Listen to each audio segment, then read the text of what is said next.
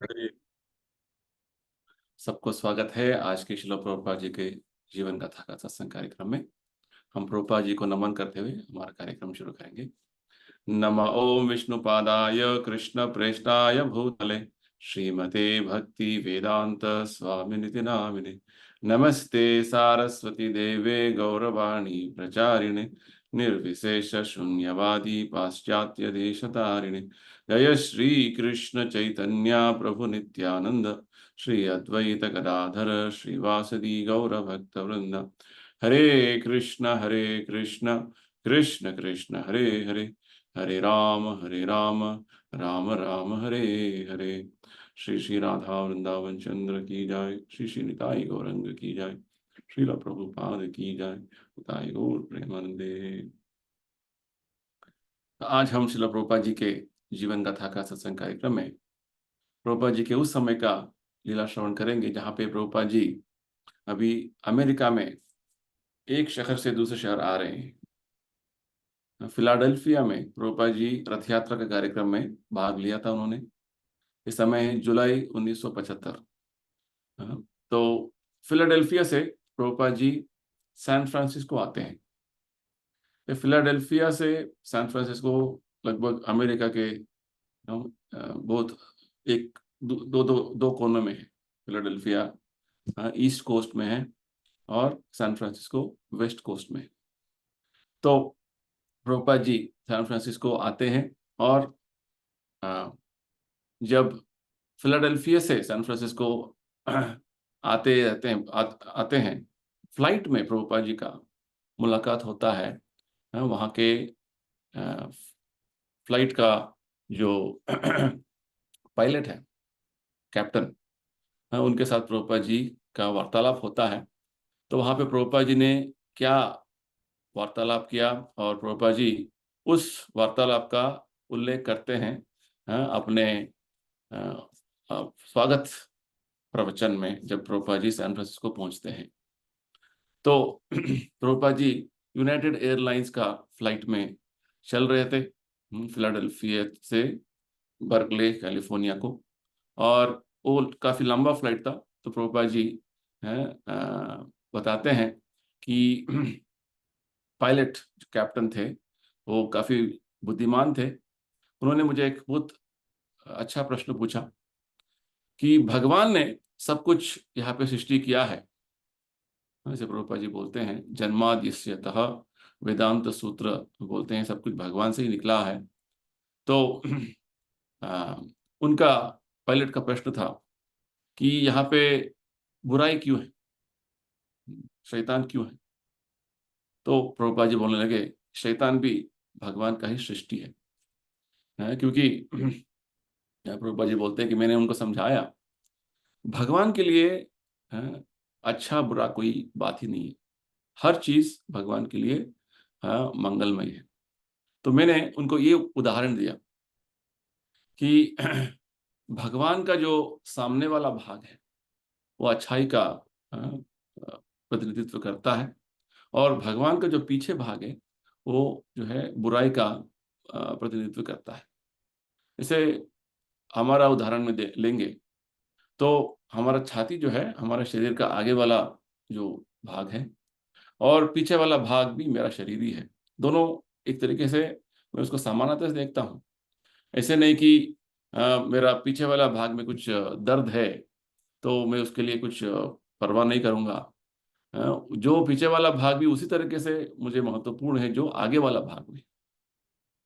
तो वास्तव में सब चीजें भगवान का ही सृष्टि है। और मैंने उनको एक और उदाहरण दिया। प्रभुपाद जी बोलते हैं कि भगवान के लिए ऐसे कुछ शैतान का और बुराई का बात ही नहीं। जैसे जैसा जहाँ पे सूरज है वहां पे अंधेरा नहीं है, कहीं पे भी सूरज का जो किरणें होते हैं वहां पे अंधेरा नहीं रहता है। परंतु हमारा जो अनुभव में प्रकाश और अंधेरा का अनुभव हमें होता है। हम सूरज को पीछे रखेंगे तो हम केवल अंधेरा देखेंगे, और ज्यादा ज्यादा है पीछे ही रखेंगे तो बहुत लंबा जो है हमारा परछाई दिखेगा। और हम सूरज के सामने अपने आप को प्रस्तुत करेंगे तो अंधेरा का बात ही नहीं है। तो ये मेरा कार्य है, जीवात्मा का कार्य कि वो अंधेरा सृष्टि करता है। जैसे ही मैं अपना स्थान को बदल लेता हूँ, भगवान के सामने न रह के भगवान के पीछे रहूंगा, तो वहां पे अंधेरा होगा। नहीं तो अंधेरा का कोई प्रश्न नहीं उठता है। और सूरज में तो अंधेरे का बात ही नहीं है। इस तरीके से भगवान हमेशा सर्वमंगलमय है। और जब हम भगवान को भूल जाते हैं, उस बात को बोलते हैं दानव प्रवृत्ति, शैतान और बुराई का बात। और जैसे ही हम भगवान भगवान का चेतना में रहते हैं, भगवत चेतना में रहते हैं, तो हमेशा हमारा जो स्थिति है वो अच्छा स्थिति रहता है। तो ये हमने उनको बताया, क्योंकि भगवान वास्तव में सर्व मंगलमय है, हमेशा वो अच्छा ही रहते हैं, अच्छा ही करते हैं सबको। तो ये अच्छा बुराई जो है, ये वो हमारा वास्तविक कल्पना है। अपाप विद्धम, ईशोपनिषद में भगवान के बारे में बोलते हैं कि जो कुछ भगवान जो है उनको पाप का कोई प्रभाव नहीं रहता है। और जैसे ही हम भगवान का अनुकरण करते हैं, वो हमारा बुराई होता है, हमारा दानव प्रवृत्ति बढ़ जाता है। तो ये हमारा भौतिक जो है बीमारी है। तो प्रभुपाद जी इतना बताते हुए बोलते हैं, एक और प्रश्न उन्होंने पूछा। ये कैप्टन पायलट ने एक और प्रश्न पूछा, क्योंकि वो बहुत बड़ा बुद्धिमान व्यक्ति थे। हम किस तरीके से शांत रह सकते हैं, शांति में अपना जीवन बिता सकते हैं। तो मैंने भगवत गीता का उल्लेख किया। भगवान गीता में बताते हैं, भोक्ताराम यज्ञ तपसाम सर्वलोक महेश्वरम सुहृदम सर्वभूतानाम ज्ञात्वा माम शांति मृच्छति। तो तीन चीजें हैं। ये तीन चीजों को जब आप समझ लेते हैं, सब चीजें भगवान का ही कोई उनका स्वामी है। सर्वलोक महेश्वरम, उनका मालिक भगवान ही है। क्योंकि वो भगवान है, क्योंकि इसलिए उसका भोक्ता भी भगवान ही है। जैसे बहुत बड़ा फैक्ट्री है, बहुत बड़ा व्यवस्था है, बहुत बड़ा परिवार है, तो उसका भोक्ता कौन है? वहां का मालिक है। तो ये स्वाभाविक है। इस तरीके से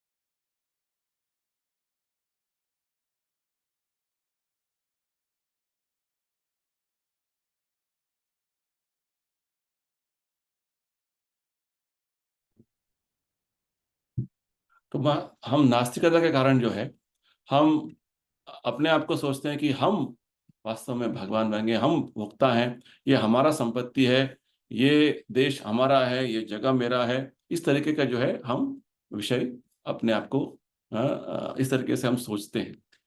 वास्तव में भगवान ही सभी चीजों का स्वामी है। परंतु हम मिथ्या से सोचते हैं कि ये मेरा संपत्ति है, इसलिए हमारा शांति खत्म हो गया। ये बात हमें समझना है। वास्तव में भगवान ही वास्तव में स्वामी है। और हम मूर्खता से ये मेरा संपत्ति है, ये आपका संपत्ति है, इस तरीके से हम लड़ रहे हैं और हमारा शांति बिगाड़ रहे हैं। जैसे ही हम सोचेंगे कि भगवान ही भोक्ता है, यज्ञ तपसाम, सभी तरीके के यज्ञ तपस्या करने से करके जो है उसका भोक्ता जो है भगवान को हमें समझना, भगवान उसका भोक्ता समझना है। और ऐसा नहीं सोचना कि यज्ञ तपस्या करके उसका फल जो है हम भुगतेंगे। तो वास्तव में जो यज्ञ तपस्या करके हमें वास्तव में आध्यात्मिक जीवन में आगे बढ़ना है।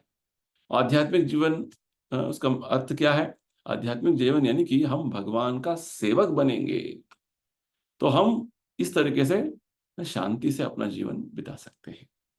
जब हम जैसे ही सोचेंगे मैं भगवान बन गया हूं, तो वो सबसे बड़ा असुविधा होगा, क्योंकि वो वास्तविक सत्य नहीं है। भोक्ताराम यज्ञ तपसाम सर्वलोक महेश्वरम सुहृदम सर्वभूतानाम। भगवान ही वास्तव में सबका हितैषी है, सबके मित्र हैं। और स्वयं भगवान इसके बारे में हमें समझाते हैं। हर जीवात्मा वो किसी भी स्वरूप में हो, भगवान बोलते हैं वो मेरा पुत्र है, वो मेरा बच्चा है। तो वास्तव में एक पिता जो है अपने बच्चे का सबसे बड़ा जो है वो हितैषी होते हैं। और हम अभी क्या बोल रहे हैं लोगों को कि मैं आपका सबसे बड़ा मित्र बनूंगा, मैं आपका जो है नायक बनूंगा, और आपका जो है अच्छाई मैं करूंगा। तो ये सब मिथ्या जो है, हम व्यर्थ तरीके के जो है बातें बोलते हैं। आजकल के समय में बहुत सारे राजनीतिक लोग और बहुत सारे जो धर्माधिकारी लोग जो हैं, धर्म का आचरण करने वाले, हाँ, वो बहुत बड़े जो है लीडर बन गए हैं। हाँ, तो वो भगवान का स्थान लेना चाहते हैं। हाँ, कि मैं आपका जो है सबसे बड़ा मित्र हूँ, मैं आपका भलाई चाहता हूँ, आपका अच्छा खुशी चाहता हूँ। ये सब गलत है। हम भगवान से ऊपर अच्छे जो है हितैषी नहीं बन सकते हैं। हाँ, तो कितने लोगों के लिए हम मित्र बन सकते हैं, कितने लोगों के लिए जो है हमारा हित हम कर सकते हैं? दो, तीन, चार, कुछ कुछ हजार, 10,000।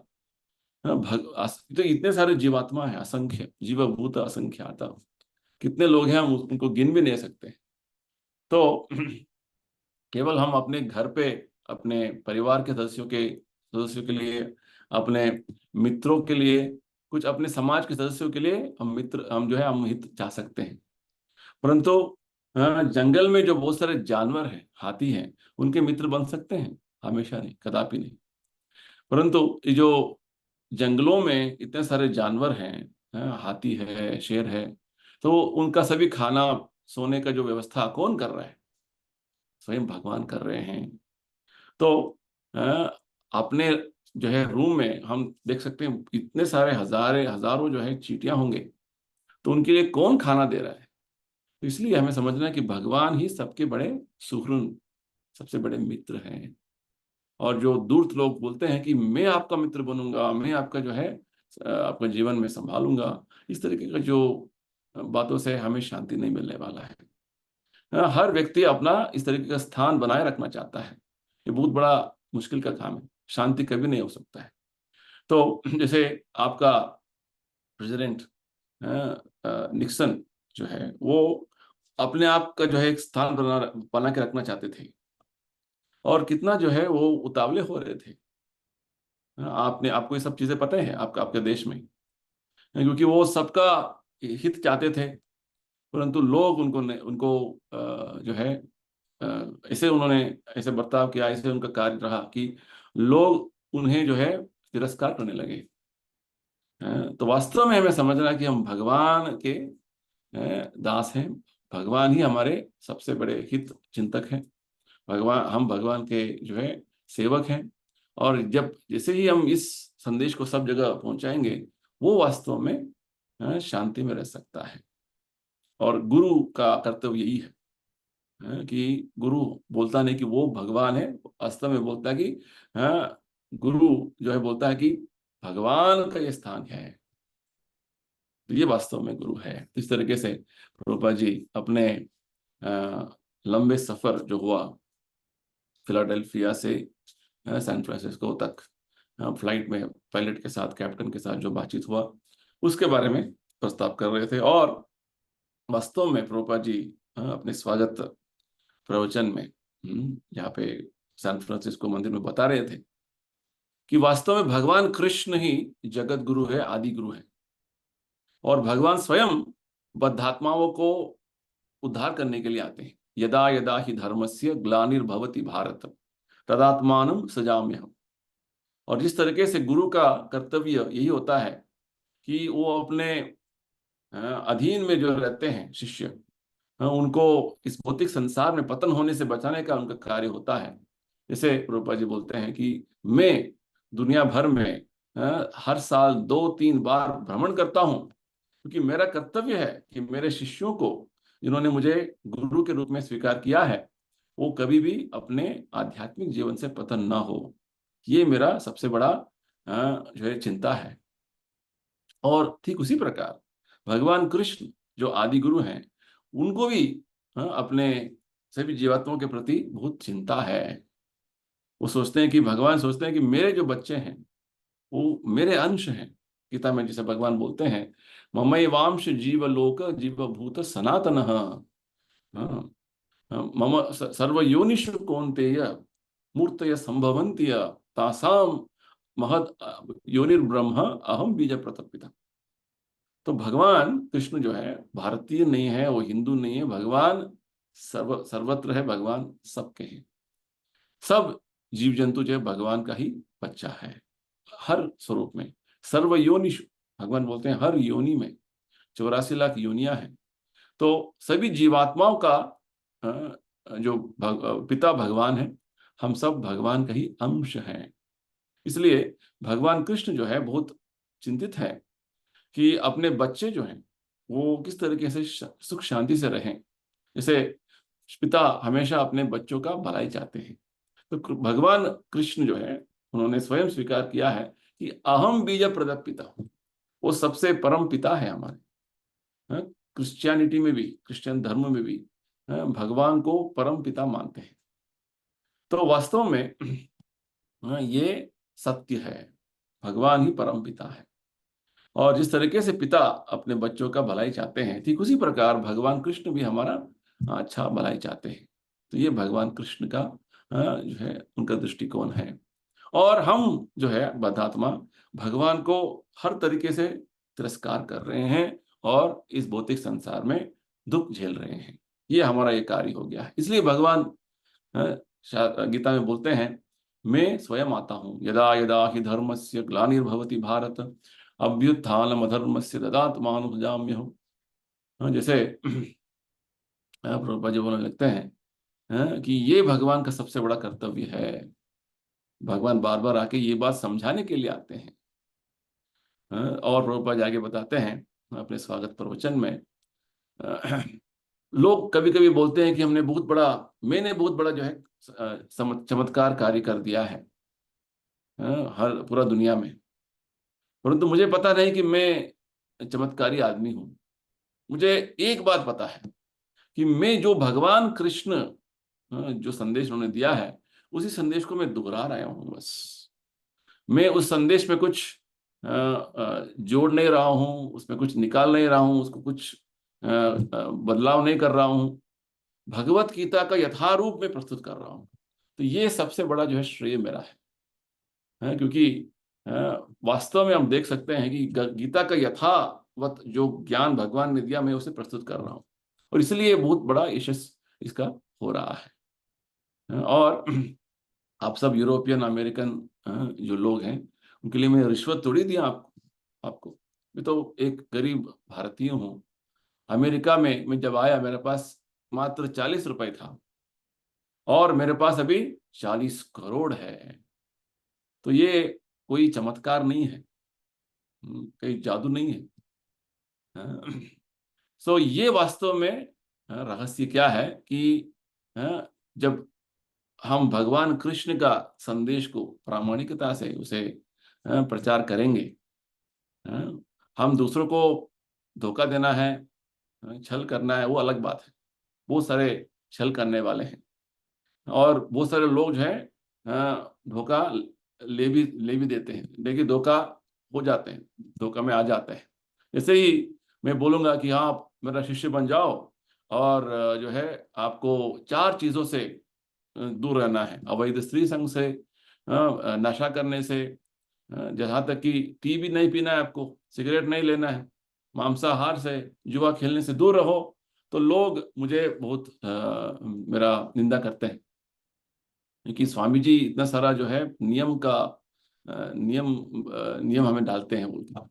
और मैं जब बोलूंगा कि आप जो चाहिए मन मर्जी करिए और केवल मैं एक आपको मंत्र दूंगा, आप मुझे $125 दे दीजिए, ये बात सुनने के लिए उनको अच्छा लगता है। क्योंकि अमेरिका में $125 कुछ नहीं है। कुछ एक कोई भी व्यक्ति जो है तुरंत उसको दे सकता है, पैसा दे सकता है। और इस तरीके से मैं करोड़ों रुपए, करोड़ों जो डॉलर्स जो है मैं कमा लेता हूँ। और आप सबको मैं धोखा देके बड़ा अमीर आदमी बन जाता हूँ, परंतु मैं ये सब करने के लिए मेरा इच्छा नहीं है, मैं ऐसे करूंगा भी नहीं। मुझे एकमात्र विद्यार्थी चाहिए जो मेरा जो शिक्षा मैं दे रहा हूँ उसे पालन करें। मुझे करोड़ों में शिष्य होने का शिष्य जो बनाने का कोई इच्छा नहीं है। एकश्चंद्र तमो हंति न च तारा सहस्रशः। एक चंद्र जो आसमान में रहता है वो काफी है, वो पर्याप्त है संपूर्ण प्रकाश देने के लिए रात को। है कोटि कोटि जो नक्षत्र चमकते हैं उनका क्या फायदा है। तो मेरा स्थिति यही है कि मैं चाहता हूं कि मेरा कम से कम एक शिष्य जो है वो शुद्ध भक्त बने। भले ही मैं देख रहा हूं कि बहुत सारे मेरे शिष्य हैं जो बहुत प्रामाणिकता से बहुत अच्छी तरीके से भक्ति कर रहे हैं, ये मेरा सबसे बड़ा भाग्य है। परंतु मुझे एक भी शिष्य बहुत प्रामाणिकता से मेरा जो बात सुनकर मेरा शिक्षा का पालन करे वो पर्याप्त है। मुझे कोटि कोटि नक्षत्रों का कोई फायदा नहीं है। तो हमारा जो विधान है बहुत सरल है। बस गीता का जो शिक्षा भगवान देते हैं उसे समझना, भागवत का अध्ययन करना, और जैसे चैतन्य महाप्रभु हमें बहुत सरल विधान बताते हैं। आप गीता भागवत का अध्ययन भी नहीं किया फिर भी चलता है। शास्त्र में चैतन्य महाप्रभु हमें समझाते हैं, हरेर नाम हरेर नाम एव केवलम, कलौ नास्त्येव नास्त्येव नास्त्येव गतिरन्यथा। हम जैसे ही वैदिक साहित्यों का अध्ययन करेंगे वो सबसे बड़ा अच्छा बात है, क्योंकि हमारे पास अभी 50 से ज्यादा किताब है, उसे अध्ययन कीजिए। अच्छा तरीके से हमारे तत्व ज्ञान को समझिए। भगवान क्या बोल रहे हैं, सब चीजें भागवत में है। राजनीतिक ज्ञान है, और आर्थिक ज्ञान, सब चीजें का ज्ञान आपको मिल सकता है। और इस तरीके से जब हम परिपूर्ण व्यक्ति बन जाते हैं संपूर्ण ज्ञान से, तो बहुत अच्छी बात है। और आप सोच रहे हैं कि आपके पास समय नहीं है और इतने इतने बड़े जो है आप विद्वान नहीं हैं, आप किताबों को पढ़ नहीं सकते हैं, तो हरे कृष्ण जप कीजिए। तो किसी तरीके से जो है आप भक्ति जीवन आचरण कीजिए, क्योंकि दोनों तरीके से अच्छा है, आप परिपूर्ण बन सकते हैं। तो और आप वो किताबों को पढ़कर हरे कृष्ण जप करेंगे वो सबसे बढ़िया है। उसमें कोई नुकसान ही नहीं है। और आप केवल हरे कृष्ण जप कर रहे हैं और किताब नहीं पढ़ पा रहे हैं, उसमें भी कोई आपत्ति नहीं है। और क्योंकि जप करना पर्याप्त है, और इतने आपने थोड़ा बहुत पढ़ाई भी कर लिया, अध्ययन भी कर लिया किताबों का, तो आप अपने आप को बहुत सारे जो है विरोधी पक्ष जो होते हैं उनके साथ उनका सामना कर पाएंगे। हमारा प्रचार कार्य में बहुत सहायता होगा उसका, क्योंकि प्रचार कार्य जब हम करते हैं तो बहुत सारे प्रश्नों का उत्तर देना पड़ता है। और इतने सारे विरोध विरोध जो है लोग आते हैं कि विरोधी का जो है बहुत प्रश्न पूछते हैं, हमारे आंदोलन के बारे में बहुत विरोध का जो है प्रश्न पूछते हैं। जब हम किताब पढ़कर अपने आप को आध्यात्मिक ज्ञान में बहुत बलिष्ठ बनेंगे, वैदिक साहित्यों में जो है पूरा परिणत हो जाएंगे, तो हम भगवान कृष्ण को बहुत आप्त हो जाएंगे। भगवान स्वयं गीता में बताते हैं, तस्मात् मनुष्येषु कश्चित् में प्रिय कृतमः इमाम परमाम गुह्यम मद भक्तेश अभिधास्यति। भगवान बोलते हैं जो मेरे इस गुह्य ज्ञान, सर्वधर्मान परित्यज्य माम एकम शरणम व्रज, इसको प्रचार करता है, इसको पूरा दुनिया में प्रचार करता है, तो तुरंत वो भगवान से जो है उसका पूर्ण तरीके से उसको कृपा मिल जाता है, और भगवान उसको रिकॉग्नाइज करते हैं। भगवान उसको भगवान उनको देख लिया है, ये मेरा भक्त है बोल के। इस तरीके से प्रभुपाद जी स्वागत प्रवचन में इतने सारे जो विषय उन्होंने बताए। और अगला दिन जो है प्रभुपाद जी मॉर्निंग वॉक में बहुत अच्छे और बात बताते हैं कि एक शिष्य बोलने लगते हैं प्रभुपाद जी को, जैसे प्रभुपाद जी कहीं पे भी हो तो सुबह सुबह मॉर्निंग वॉक में निकलते हैं।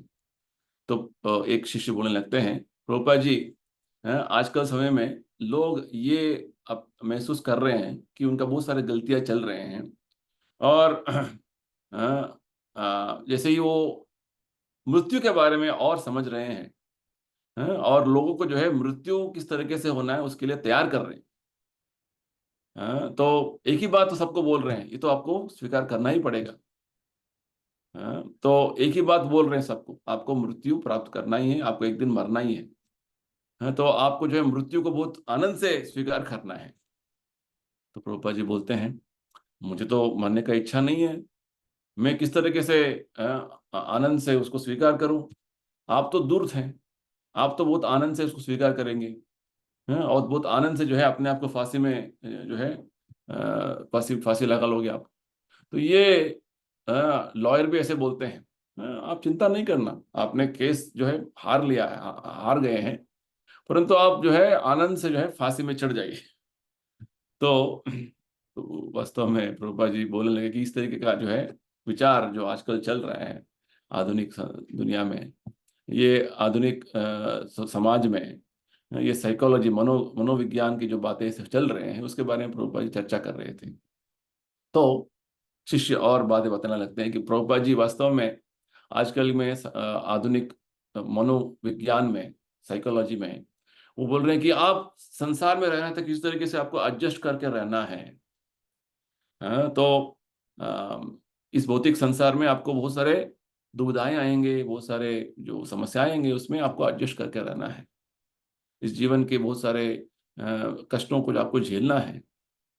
तो प्रभुपाद जी बोलते हैं, इतने बड़े बड़े साइंटिस्ट हो आप लोग, इस इन समस्याओं का समाधान नहीं निकाल सकते हैं। तो प्रभुपाद जी बोलने लगते हैं, वास्तव में जैसे ही आप कुछ गंभीर समस्या आपके सामने खड़ा हो जाता है तो आप हाथ उठा देते हैं और कुछ कुछ काल्पनिक तरीके के जो विचार बातें बताने लगते हैं, जो अनसन बातें बताने लगते हैं। तो ये उनका शिक्षा है, ये उनका जो है एजुकेशन है।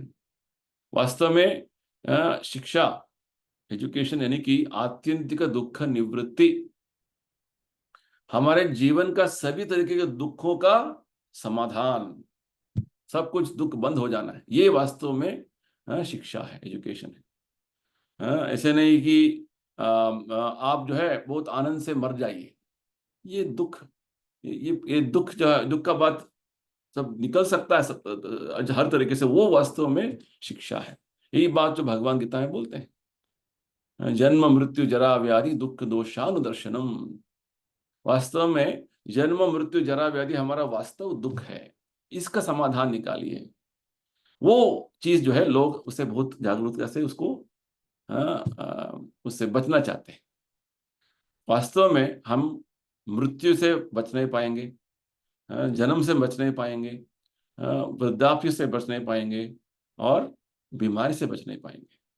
और हमारे जो छोटे जीवन में हम बड़े बड़े बिल्डिंग बना रहे हैं, और उसी बिल्डिंग में अगला जन्म में हम चूहे बन के जन्म ले सकते हैं। ये प्रकृति का नियम है, हम प्रकृति के नियमों से बद्ध हैं, और हम जो मृत्यु होगा उससे बच नहीं पाएंगे, और प्रकृति हमें एक और शरीर देगी। आप यूनिवर्सिटी में खड़े हो जाओ बड़ा पेड़ बनकर, 5,000 साल तक खड़े हो जाओ, इस तरीके से हमारा जो प्रकृति के नियमों के बंधन में हम आ गए हैं। तो वास्तव में प्रभुपाद जी बोलना चाहते हैं, आप कितने भी विज्ञान, तंत्र ज्ञान, मनोविज्ञान में आगे बढ़ चुके हो, जीवन के जो प्राथमिक समस्याएं हैं उनका आपका समाधान, आपके पास समाधान नहीं है। तो इस तरीके से प्रभुपाद जी उस दिन का जो भागवतम प्रवचन में बहुत अच्छा बात बताते हैं।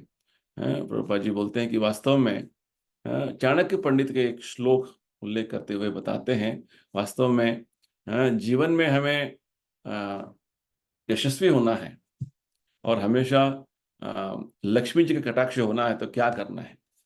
तो प्रभुपाद जी ये तो अजामिल प्रसंग का उल्लेख करते हुए ये बात बताते हैं कि करोड़ों करोड़ों साल तक हम अपने मन को, मन को इस वेग में चलाते हैं, ये एरोप्लेन के जो स्पीड में नहीं, अपने मन का वेग में, वायु का वेग में।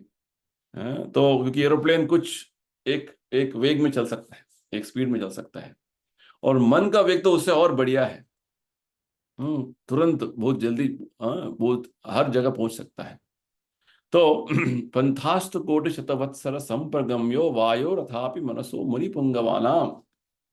तो ब्रह्मा जी बोलते हैं कि वास्तव में आप मन के वेग में भी बहुत लंबा सफर करेंगे, फिर भी आप इस ब्रह्मांड का अंत क्या है, ब्रह्मांड के बाद क्या है, आप समझ नहीं पाएंगे।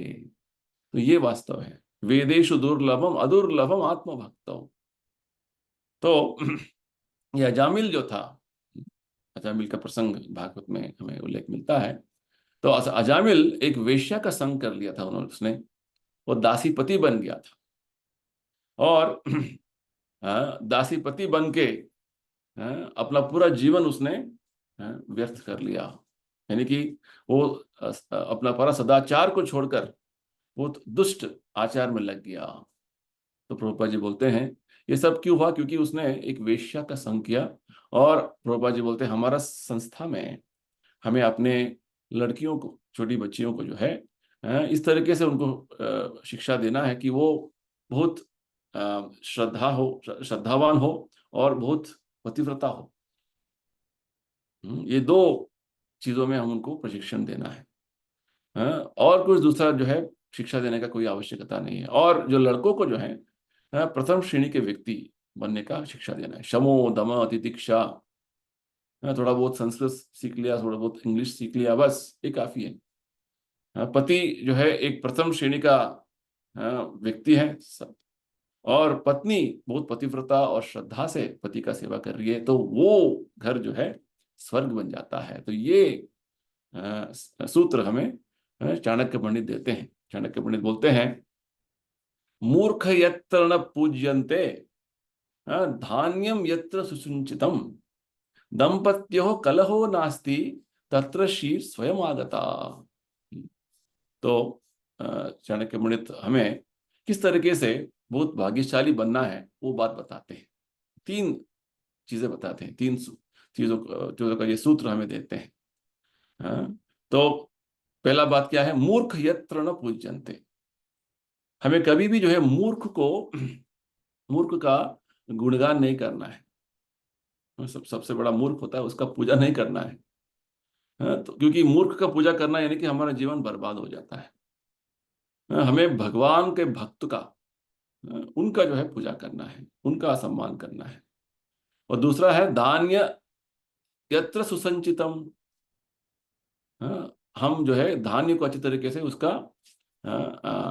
स्टॉक करना है, यानी कि उसको अपना पास जो है स्टॉक करके रखना है। यानी कि ऐसे नहीं कि बस एक दिन के लिए, कल के लिए फिर से भागेंगे, ऐसा बात नहीं। हम उसका धान्य का कुछ जैसे सुसंचितम, संचित करके रखना है।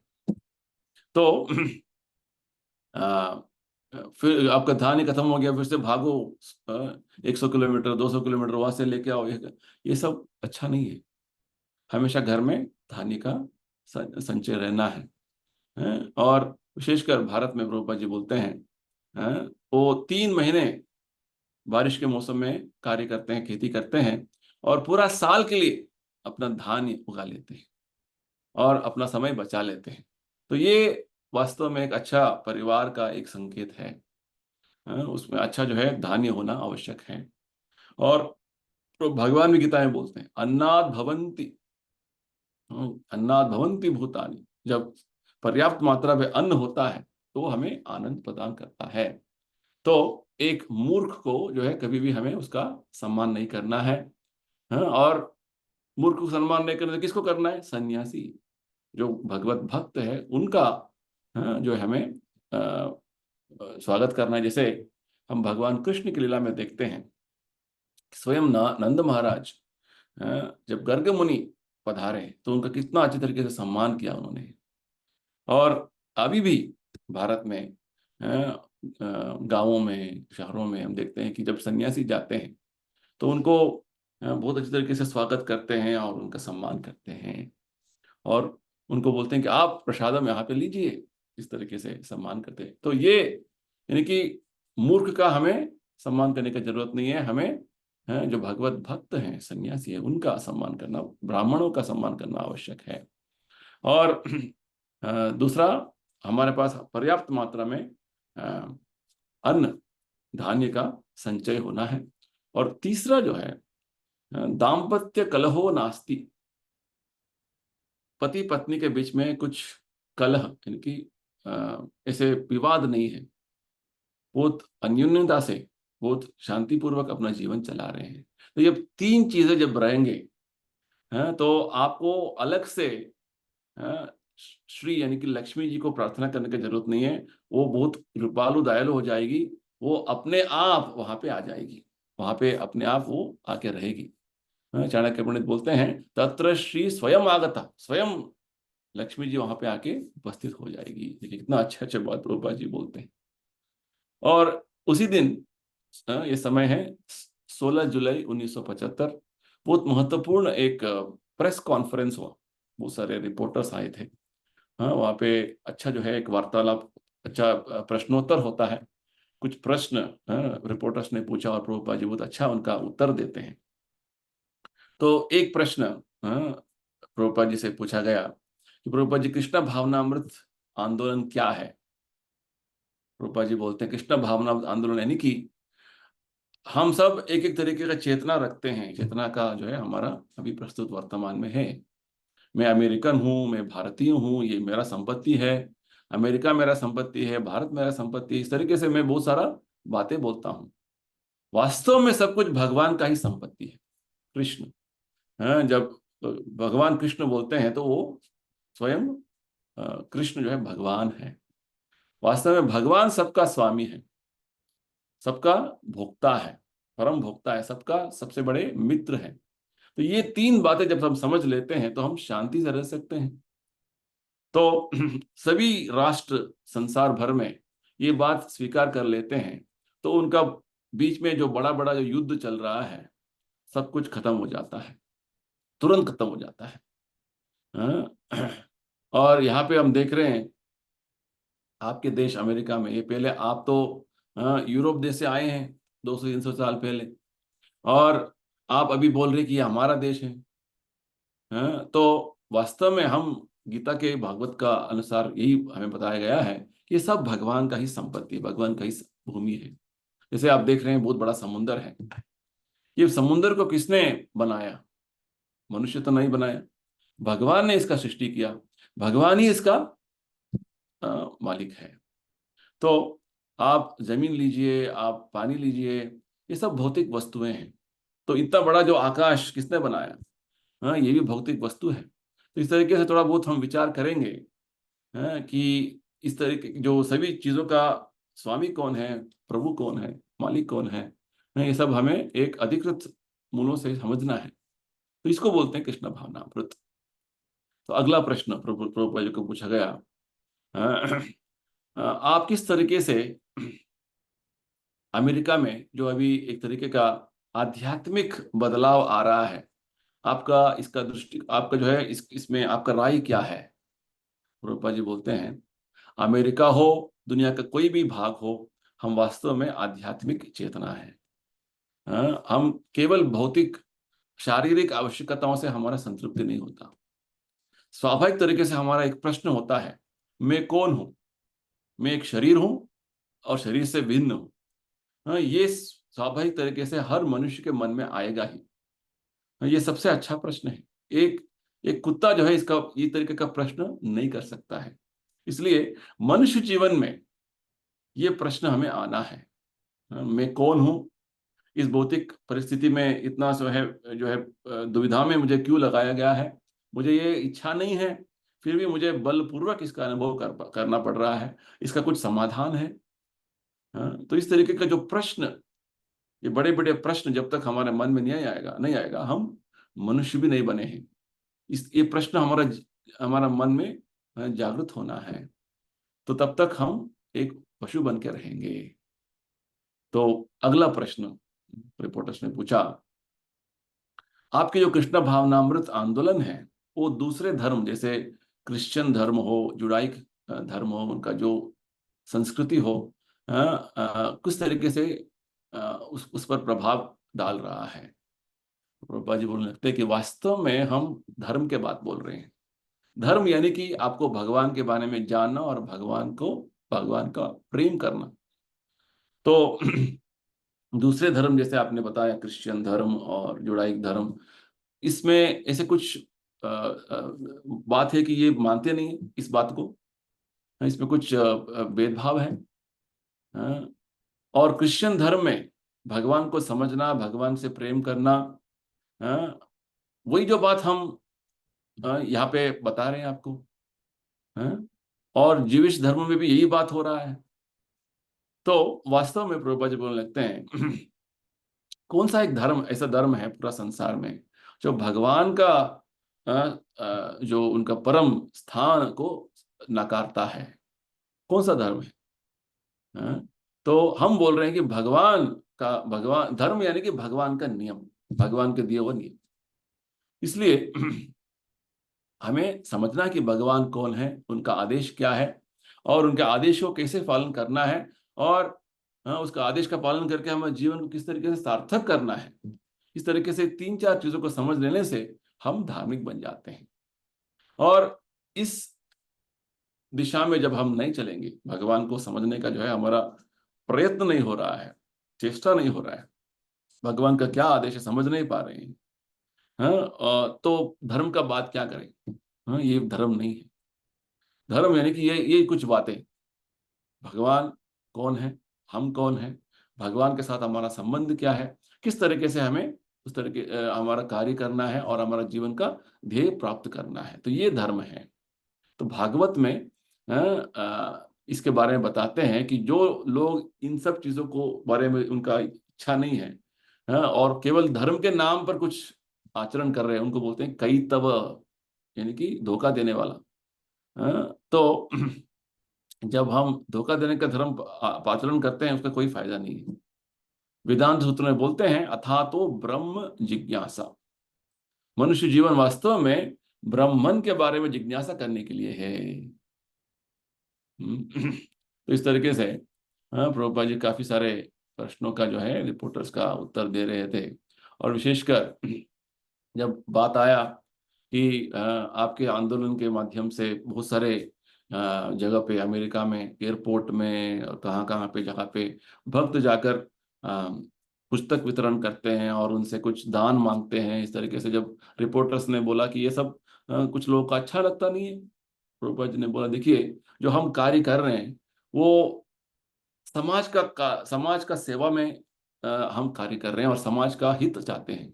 हर व्यक्ति का वास्तविक आध्यात्मिक हित चाहते हैं, और आध्यात्मिक हित चाहने के लिए हम किसी के पास जाएंगे और कुछ किताब देंगे और कुछ किताब के बारे में बोलेंगे, तो उसमें गलती क्या है? हम गलत काम थोड़ी कर रहे हैं। इस तरीके से प्रभुपाद जी समझाने लगे। क्योंकि लोग आजकल के समय में सोचते हैं कि केवल जो है हमें धर्मनिरपेक्ष यानी कि सेक्युलरिज्म का फॉलो करना है और कुछ धर्म के बारे में बताना नहीं है। ये सब गलत है। वास्तव में हम आत्मा है, हाँ, भगवान के अंश हैं, और भगवान का जो सेवा करना हमारा कर्तव्य है। इसे समझना समझाना बहुत बहुत बड़ा महत्वपूर्ण कार्य है। तो प्रभुपाद जी बोल रहे थे कि ये सभी मेरे शिष्य जो है यही सभी कार्य कर रहे हैं। तो इसी बीच में एक रिपोर्टर बोलते हैं कि एक रिपोर्टर पूछते हैं कि आपका आपका अभी क्या आयु है? रूपा जी बोलते हैं हाँ अभी अगला महीने तक मेरा 80 साल हो जाएगा। हाँ, मेरा जन्म हुआ था 1996, 1896 कोलकाता में। तो एक और महत्वपूर्ण प्रश्न पूछते हैं एक रिपोर्टर, आपका जो आंदोलन है अमेरिका में उसका क्या होगा आपको मृत्यु के बाद? तो प्रभुपा जी बोलते हैं मैं कभी भी नहीं मरूंगा, आई विल नेवर डाई। और सभी भक्त हरि बोल बोलते हैं, जय। प्रभुपा जी बोलते हैं मैं अपनी किताबों के लिए जीऊंगा, मैं अपनी किताबों के लिए जीऊंगा और आप उसको उपयोग कर पाएंगे। I shall leave for my books and you will utilize. Prabhupada ji बोलते हैं इतना बड़ा बात प्रभुपा जी ने बोला कि प्रभुपा जी हमेशा अपनी किताबों के लिए जीवित रहेंगे। उनके वाणी के माध्यम से प्रभुपा जी हमेशा जीवित रहेंगे और हमेशा उसका हम लाभ लेते रहेंगे। और एक और रिपोर्टर पूछते हैं क्या आप अपने उत्तराधिकारी को प्रशिक्षित कर रहे हैं? तो प्रभुपा जी उस प्रश्न के लिए बोलते हैं हाँ, मेरे गुरु महाराज है, मेरा गुरु महाराज है, यानी कि प्रभुपाद जी चाहते हैं कि एक गुरु का तत्व जो है एक तरीके का, ऐसा नहीं कि वो व्यक्तिगत रूप में रहना है। हाँ, वो एक तत्व जो है प्रभुपाद जी ने संस्था का माध्यम से जो उसको उनको स्थापना किया हुआ है, हर समय उसका जो प्रभाव होता रहेगा।